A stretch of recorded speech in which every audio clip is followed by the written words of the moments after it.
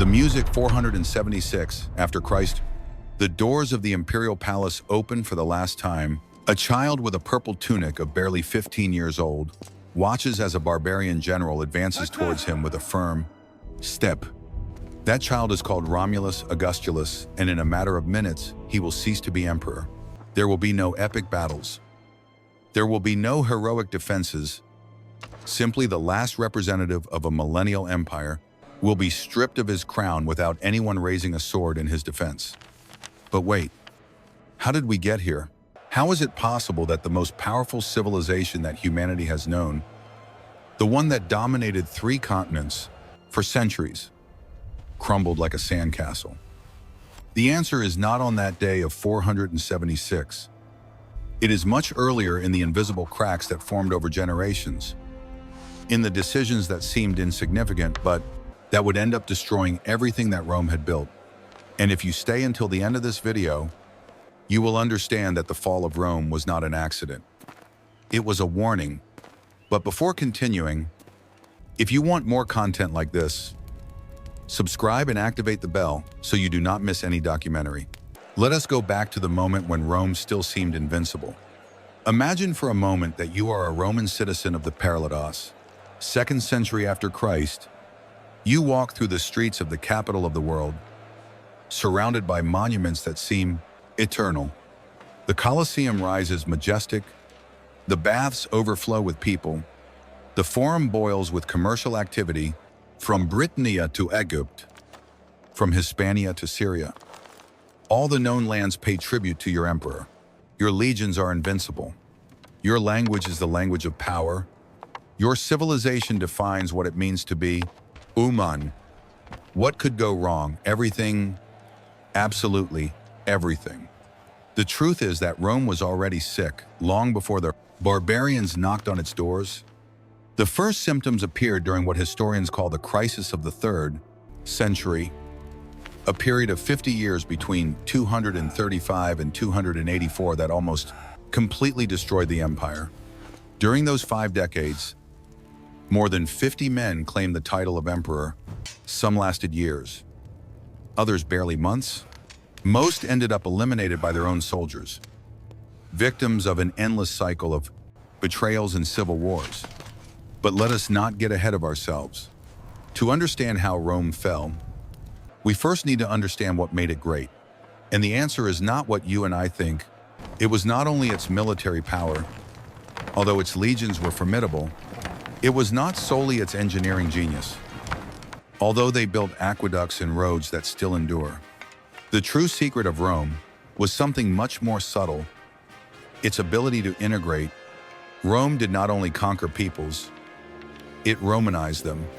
A Gaul, a Hispanic, a Syrian could become Roman citizens, participate in politics, serve in the legions, even reach the imperial throne. That was the genius of Rome, transforming its enemies into Romans. However, that same strength would become its greatest weakness, because while Rome integrated peoples, it was also diluting its own identity. The legions that were previously composed of loyal Italian citizens to the Republic were now filled with Germans, Thracians, Syrians, men who fought for pay, not for Rome. And there, in that invisible change, the seed of destruction was sown. Now, when did the decline really begin? Some historians point to the year 180 when Marcus Aurelius died, the last of the so-called 5 good emperors. His son, Commodus, was the complete opposite. A megalomaniac who believed himself to be Hercules reincarnated and who preferred to fight as a gladiator rather than govern. His disastrous reign opened the floodgates of chaos.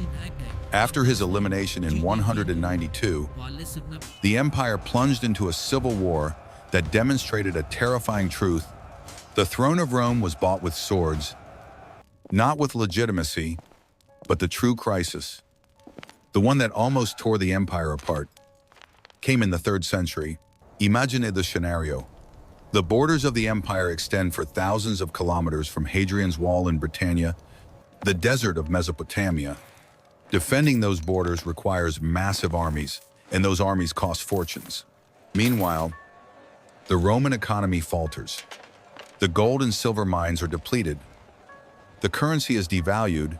The emperors, desperate to pay their troops, in order coins to be minted with less and less precious metal. A coin that in the 1st century contained 95% silver, in the 3rd century barely has 5%.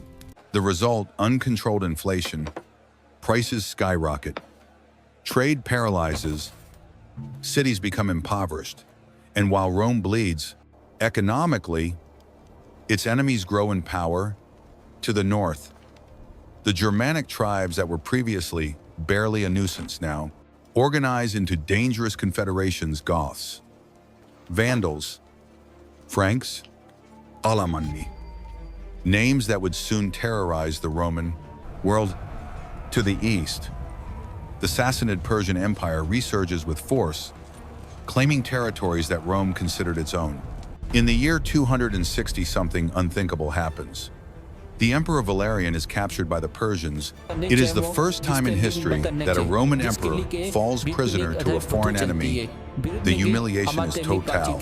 According to the chronicles, the Persian king Shapur the first used Valerian as a human step to mount his horse. And when the emperor finally died, his skin was flayed and exhibited in a Persian temple as a trophy. Do you realize what this means? The emperor, the man whom the Romans considered almost a living god, reduced to an object of mockery. The invincibility of Rome had been broken forever. Then came Diocletian, a Dalmatian soldier of humble origin who rose to become emperor in 284. Diocletian understood something fundamental. The empire was too large to be governed by a single man.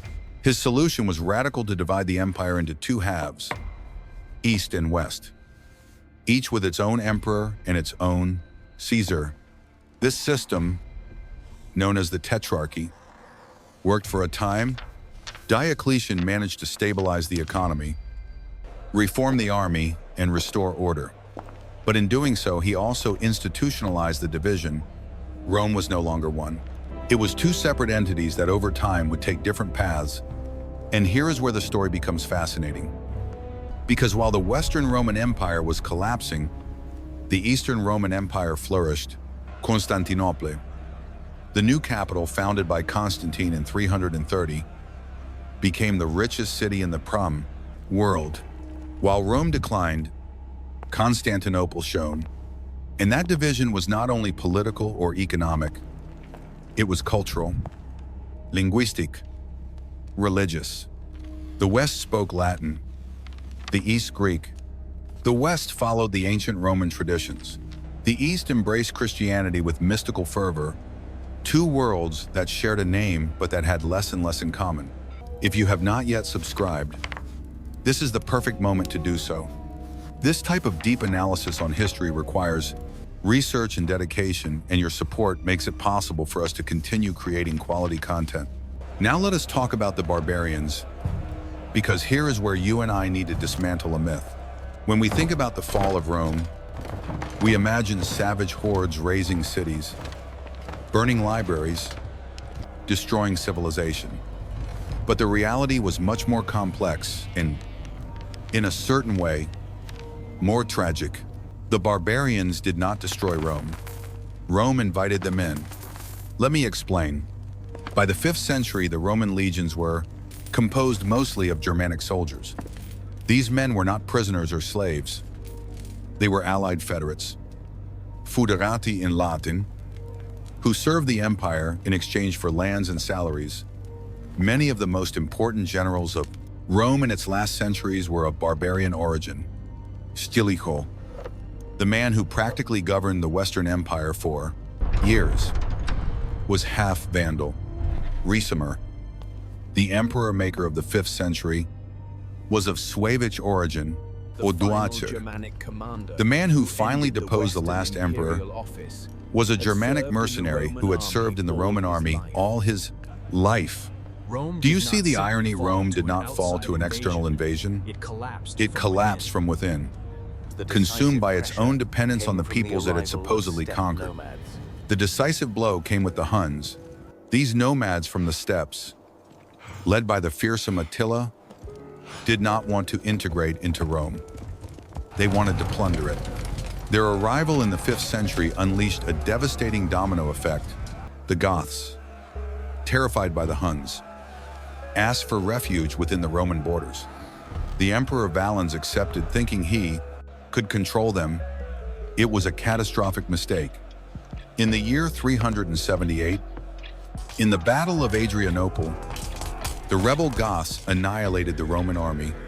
The emperor himself died on the battlefield, and his body was never found. It was the worst military defeat of Rome in centuries, and it demonstrated that the legions were no longer invincible. After Adrianople, everything accelerated.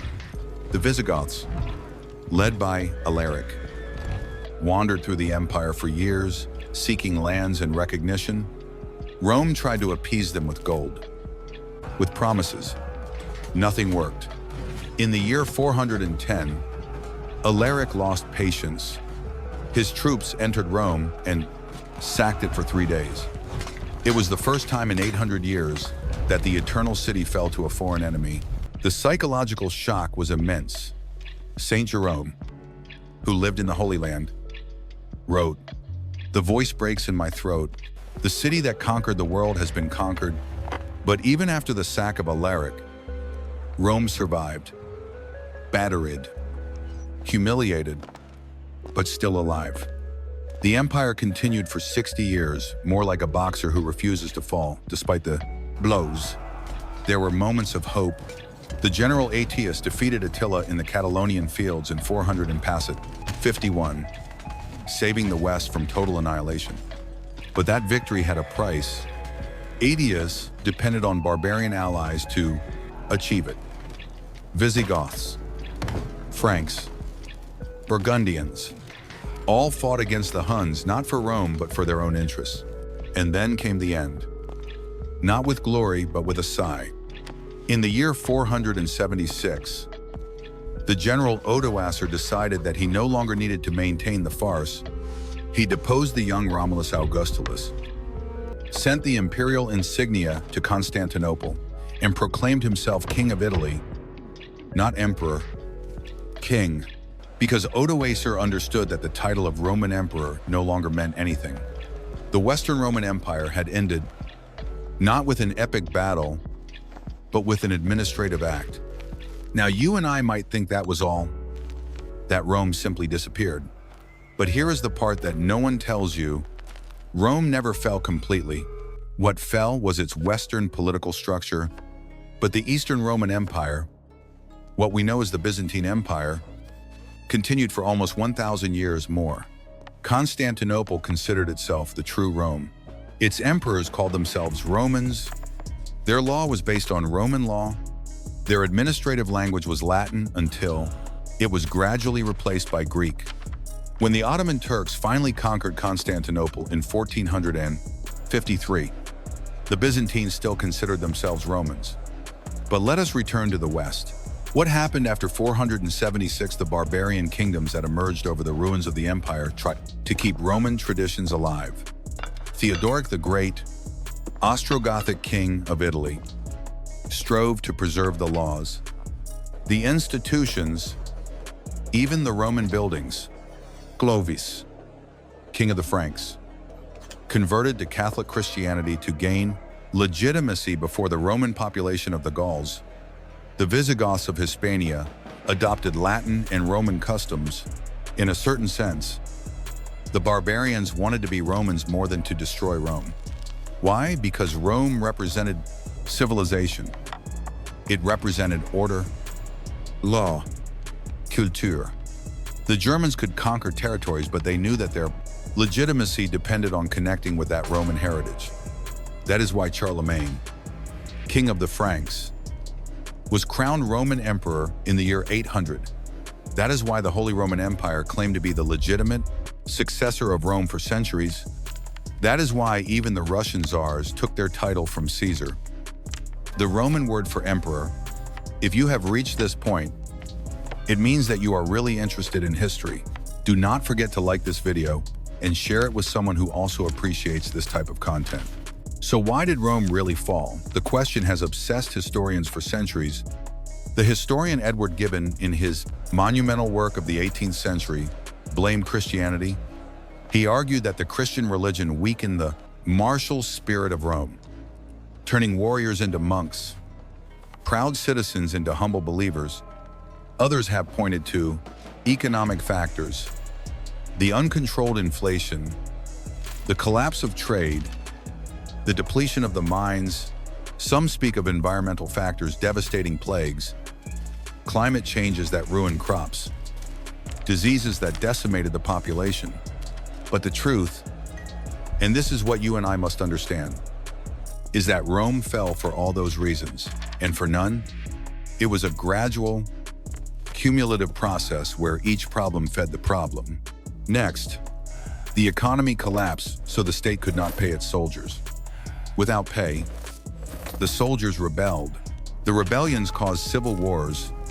Civil wars weakened the borders. Weak borders allowed invasions. Invasions destroyed the economy, and the cycle began again. In addition, there was a factor that is rarely mentioned, but that was crucial: the loss of North Africa. When the Vandals conquered Carthage in 439, they cut off the grain supply that fed Rome. North Africa was the granary of the empire. Without it, Italy went hungry, and a hungry empire is a dying empire. Let me give you a fact that puts everything in perspective. In the year 100 after Christ, the city of Rome had approximately 1 million inhabitants. It was the largest metropolis of the ancient world. By the year 500, its population had fallen to less than 20,000 people.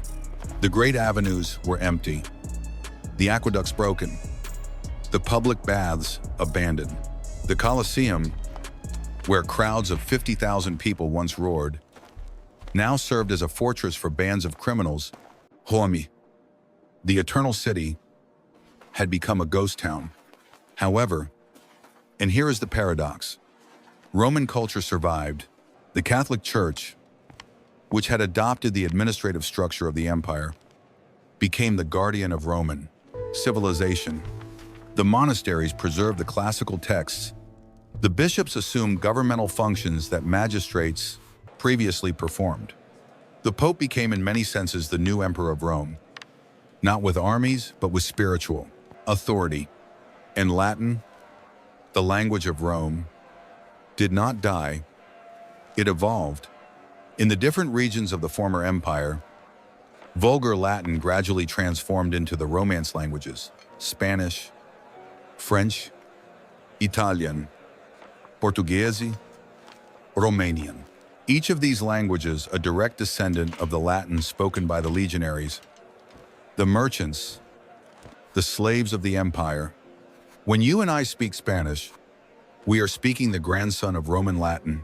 Roman law also survived.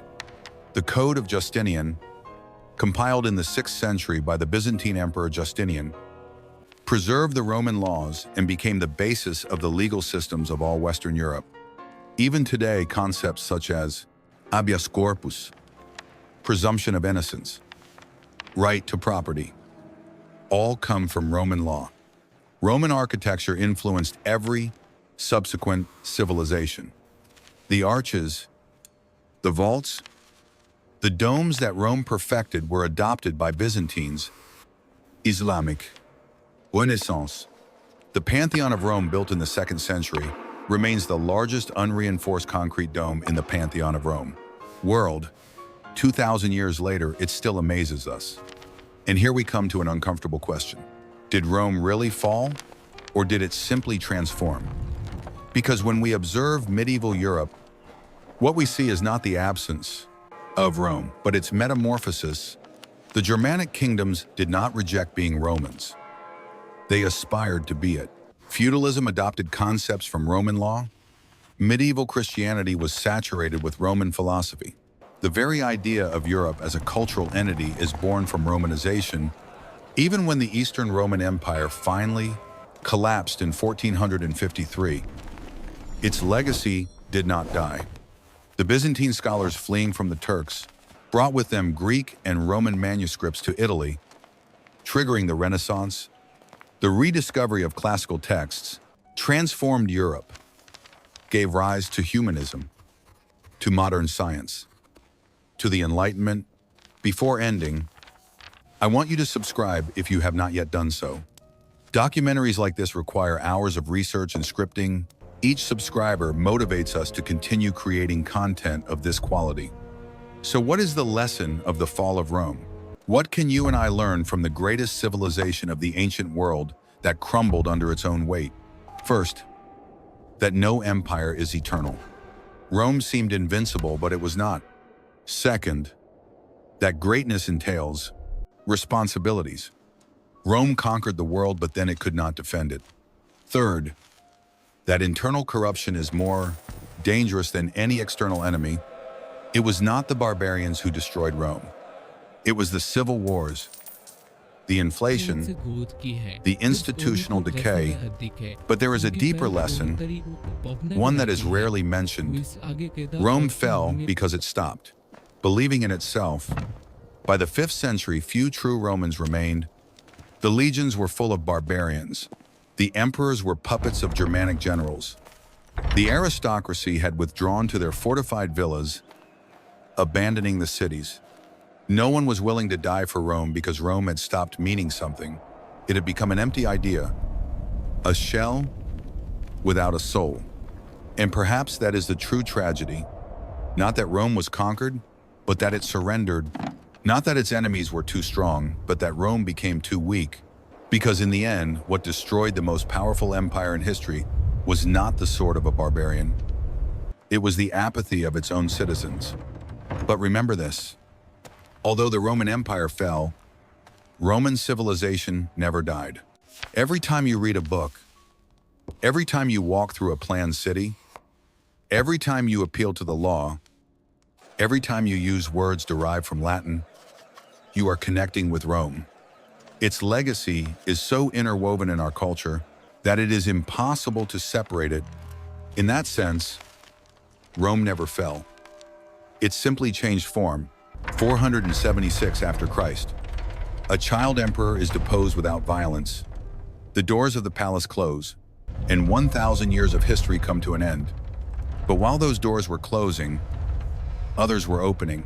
The Middle Ages were beginning. Christianity was consolidating. The Germanic peoples were forming new nations, and over the ruins of Rome, slowly, painfully, a new civilization would emerge. One that would honor the past while building the prosper future. That is the true story of how Rome fell. Not an end, but a transition. Not a death, but a metamorphosis. And if it teaches us anything, it is that even the greatest empires eventually fall, but their ideas, their values, their culture can endure for millennia. Rome fell 1,550 years ago, but you and I still live in a world shaped by its influence, and that perhaps is the purest form of immortality. If this video has made you reflect, share it. Because stories like this remind us of where we come from and perhaps where we are going.